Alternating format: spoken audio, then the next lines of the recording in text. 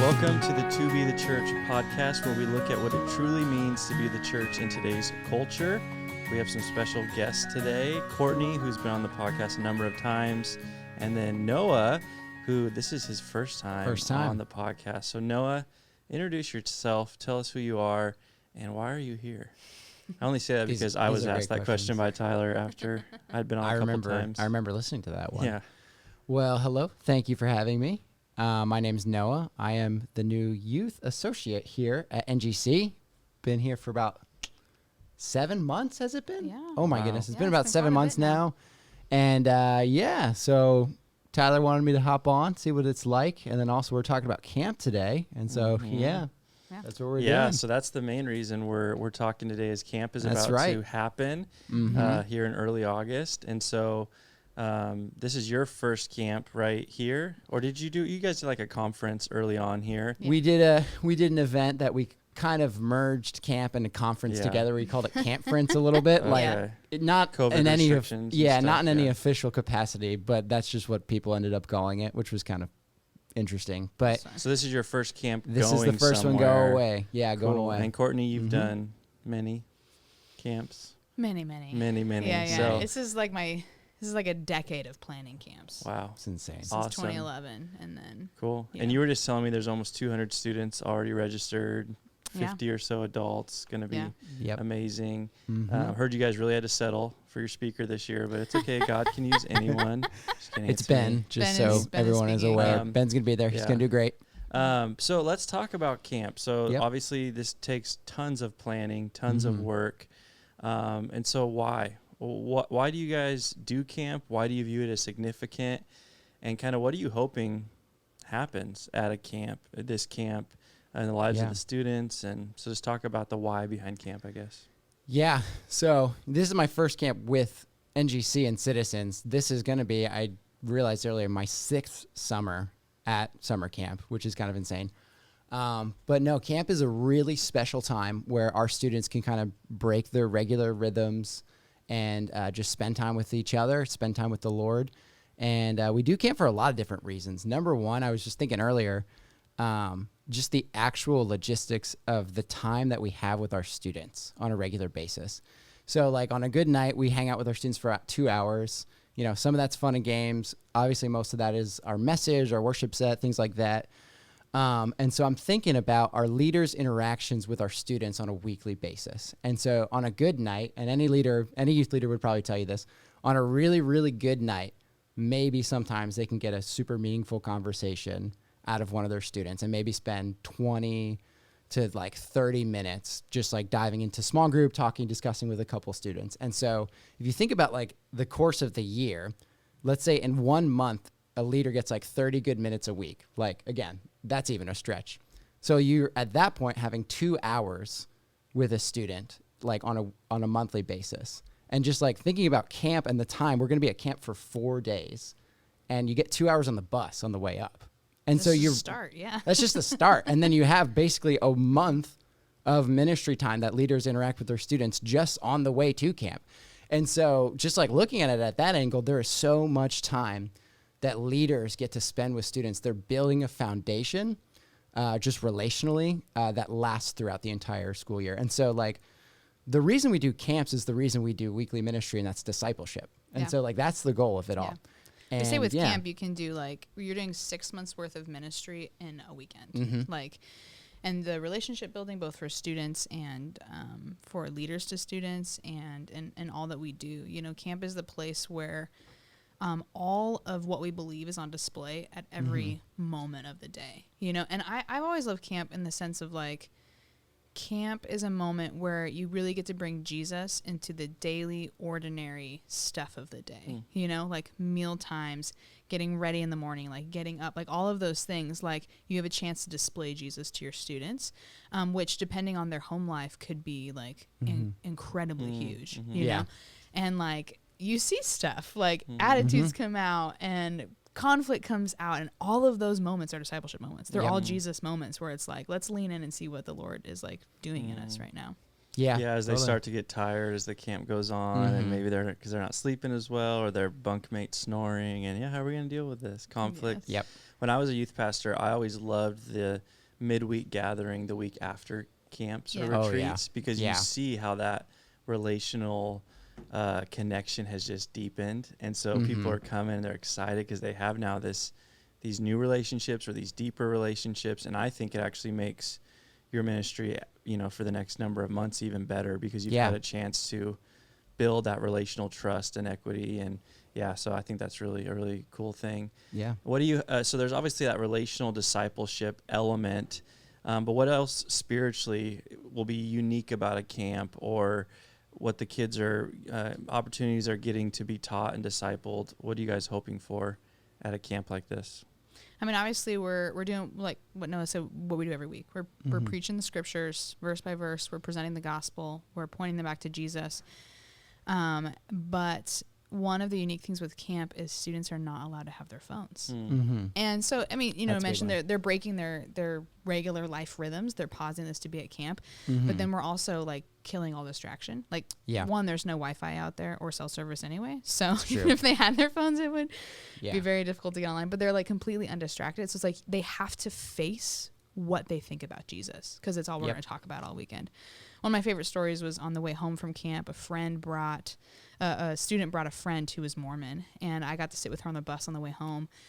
And I was like, well, what did you think? And she was just like, well, you guys just talk about Jesus all the time. And I'm like, yes, okay. Like that is the goal. Like we try and do that as frequently as possible. Yeah, I think that's exactly what it is. You're taking away distractions. And honestly, like sometimes night 1, night 2 go by, and our students are finally like, in that moment, like they're finally paying attention. They've been hearing similar things. But at that moment, sometimes it just takes a little bit for students to really engage with the text and understand what it's saying. And as far as things we're hoping for, like one, like we always want to present the gospel. Like we want students to have that moment where if the Spirit's been working on their heart, they can respond in that moment. There's also one of the things we want like students to repent. Like if there's some sins that they've been dealing with, if there's been patterns in their life that have been persistent that aren't, honoring the Lord, like that's always a moment during small groups that like we try and prepare our leaders for, and we try and prepare our leaders to respond to those things. But, disclosing those in a community that is safe, in a place with leaders who are safe, who are willing to listen, who are praying with them, like that's always happens at camp, and it's always really good, especially if that leader is in their life for the weekly thing later. And so, I know that has been impactful for so many students that I've known. And it's really like students remember moments. Like they remember moments, like small details, every single line from a sermon. Like kids don't always remember those things, but we have seniors now who are remembering back on some of their first camps, and they say, remember this moment that happened at that camp. And they might not remember what the preacher was saying. They might not remember who they were sitting with. But they remember those moments, and so we want to create those moments. Yeah. And And obviously after camp, one of the things we emphasize at camp, obviously with the gospel and the message and all of that, is we talk a lot about baptism and what it means to be baptized. It's an act of repent and turning, and like, hey, this is a statement. I'm choosing Jesus. And so we talk about that at camp because a lot of students, as they come face to face with the reality of Christ, with no distractions, they choose the Lord, and we get to celebrate those here in the fall with baptisms, which is always really exciting. It's my favorite day of the year. Yeah, and I would just encourage you guys with, sometimes you see that tangible fruit of someone make a choice and get baptized. A lot of times, at least in my experience in youth ministry, you're wondering, like, is the gospel taking root in their hearts? Is this real? And I'm still, like, I just had a kid who was a freshman when I became a youth pastor. Now he's like 25, 26. He preached at our former church a couple weeks ago. Nice. And I listened to the sermon, and he was talking about a retreat he went on as like a 15-year-old and how that's when he really believed the gospel. And I guarantee you, after that retreat, I was having all this self-doubt. Are we doing anything? Is like the Lord working? Yeah. But it's like God is always working. When the gospel is at the forefront, when his word's being preached, his Spirit is doing stuff. And so that should give us confidence going into the weekend. Like, God's going to be at work whether we can see it or not, you know? Totally. Yeah. I'm super interested for this year because it being the first summer post like major COVID shutdowns. And camps are a thing. Like parents just want to send their kids to like summer things. Like not even like I want to send them to church camp because I want them to see Jesus. It's just like I want to send them to camp. Yeah. And so we've got a lot of like post COVID, get my kid out of here. Let's just send them to camp kind of students. Yeah. And I'm like, yes. We got an interesting mix of like some core like students that we've had in our ministry for a while, and then some people. I'm like, Courtney and I look at the list. We're like, I think this is this kid. Half the people on this list. Yeah, which is going to be awesome. I think it's really gonna. And this is another thing that happens at camp. And you mentioned it before. Like it really, when unifies all those people together, and it really like sets the culture. Like it's a moment to set culture. Like who are we as Citizens Youth? You know, as a youth ministry of NGC, who are we? What are we about? And for those new kids, like they're going to see it all weekend. And of course, like hopefully Jesus comes out above it all. But like you have the opportunity to really instill in them those core values that we are going to bring throughout the rest of the year prayerfully. So yeah, we specifically do camp just with our students. And even the new kids that come, our friends are invited. It's like we're inviting them to be a part of this community weekly. Like we don't join a camp with other churches. Not that I'm anti that, you know, because there's capital C church stuff, but it's like these are moments where it's like they are unifying moments for our youth group. And we have a chance, like he said, for this whole weekend to ring the gong on like a specific thing about Jesus. Totally. Which this year is Daniel. Yes, so. it is. That was a good segue. Great segue. You guys, that was a great segue. You are now the host. That was very impressive. Ben and I will answer your questions. That was like a Tyler Clarensaw-esque segue. So Daniel, you guys have chosen the book of Daniel, portions from it. Yes. This theme of everlasting king. So talk about that. How did you guys land there and why? Why Daniel for camp?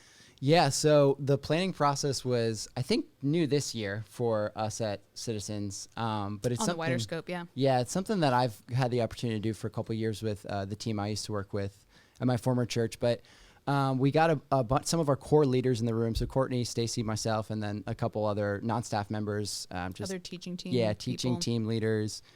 We all got them in a room, and basically we gave them the prompt a couple weeks before, hey, we're going to walk out of this meeting with like 2 or 3 ideas. One of those ideas is going to become camp. And so, we just kind of put it on our leaders, and we got in this meeting. We prayed for a little bit, and we basically just did a series of pitches. What if we went through like, you know, the book of Acts? What if we went through this and called it this? And so some of them were better fleshed out than others, and that's okay. And we like to, you know, have a spirit of creativity.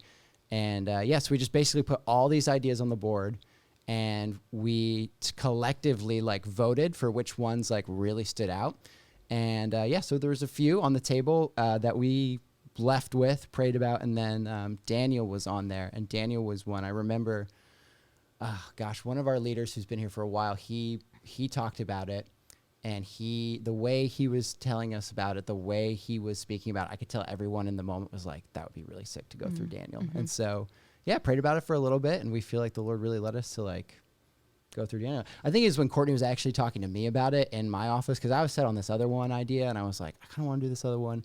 And Courtney mentioned some like specific passages from Daniel that I was like, oh yeah, we have to preach that. Like, it's a done deal. So yeah, Daniel is cool. I think I was reading through it at the time, which also like helps with it. But it's like Daniel, as far as a story, like is very relatable to where we are. Like he's a God follower in a nation that is not God following. And it's like, welcome to life.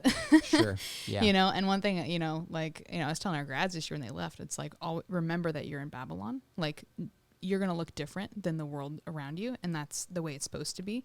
And so we get to see how Daniel responded in Babylon, like in a place where they don't serve God. And then the other cool thing, obviously there's like all the crazy prophecies and stuff, which we're not totally diving into. But like you see these major arrogant kings rise in Daniel, and they're like, I'm the king of everything. Like, and God just like shows them and is like, nah. Yeah. No, you're not. Yeah. Like even in your own land where you think you're the thing, like, no, you're not the king. So yeah, it's this really, it's such a powerful story. It's like this underlying like theme of refusal. Like we are going to refuse to follow what you say because we believe that like our God, the one true God, is king, and we're going to follow his rules. We're going to follow what he has called us to do. And we see, moments in the book of Daniel where it's like, hey, this is not going to go super well for these guys. And the Lord always, throughout the book of Daniel, delivers his people. And he's always faithful to them. And yeah, I just think like for students specifically, like right now, that's just something like we wanted them to grasp. That's something we wanted for them to see from Scripture.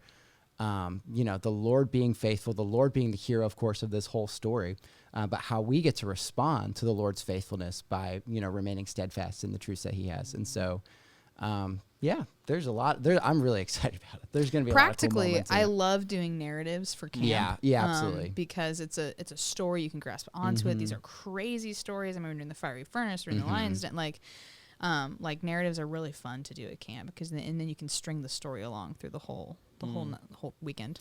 Yeah, and it helps, I think, when students walk away from it and they're looking back and they like are remembering years, they're remembering years past. I think it's easier to remember, oh yes, that was Daniel, and I remember this, and this about it. Because it's one like chunk of Scripture. So yeah. You're preaching through it. So what's your favorite part of studying it so far? When is that again? Yeah. No, I think studying it, like you guys were saying, I think this is why it's in the Bible. I think the author is trying to show what it looks like to live as exiles. And like the first one with the bow to the statue of Nebuchadnezzar, like this flies in the face of the very first commandment in the 10 Commandments, right? You shall have no other gods before me. So they're met with this choice. Well, am I going to obey God, or am I going to, worship this idol? Which, along with that, you have peer pressure. It says everyone else around is bowing except them. Cultural pressure. It's just kind of the thing to do. They're in this pagan. There's all these different idols. There's selfish, sinful pressures of maybe this is what's best for me. Maybe this will lead to happiness, whatever. And so all those things I think are super relevant to what we face as Christians today. And I think you even see that in the New Testament. We're called exiles and aliens and sojourners. And so we right now are living in exile, waiting for God to be faithful to keep his promise to actually rescue us, which is not necessarily going to be physical rescue from our trials now, but it's that ultimate rescue we have in the gospel of resurrection, new heavens, new earth. And so, there's a lot there, but I think I'm hoping it challenges students to live like the three guys, to live like Daniel, but I was just reading another commentary today, and he was saying how post Jesus and the empty tomb, we have even more reason to trust God and to live faithfully for him.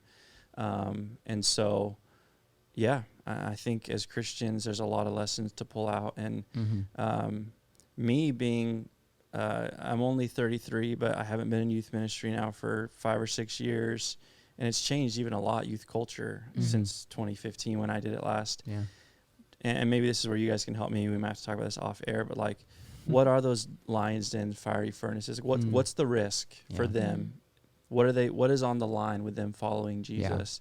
Because there's the obvious, like we might get teased or you might be seen as weird, but like, what's the tension that teens are facing today of like, okay, if I follow God, follow Jesus, here's what's at stake, and so wrestling through that. But I'm praying for what we all are, that kids would hear the gospel and be saved, that there'd be transformation, that kids that are kind of apathetic, the kid who's been in church his whole life, this was me, that God just opens their eyes to like, whoa, I've kind of just been doing this thing like my family does, but like owning it and maybe realizing I actually haven't been a Christian, but I want to follow Jesus now with my whole life. So I'm really excited about it. It's going to be good. Well, we're really excited to have you there. Cool. Well, if you're listening to this, I think hopefully, I think youth pastors and leaders would have benefited from just kind of hearing your guys' vision and purpose behind camp. And as Tyler always says, if this prompted any questions, you can send those in. And we'll see you next time.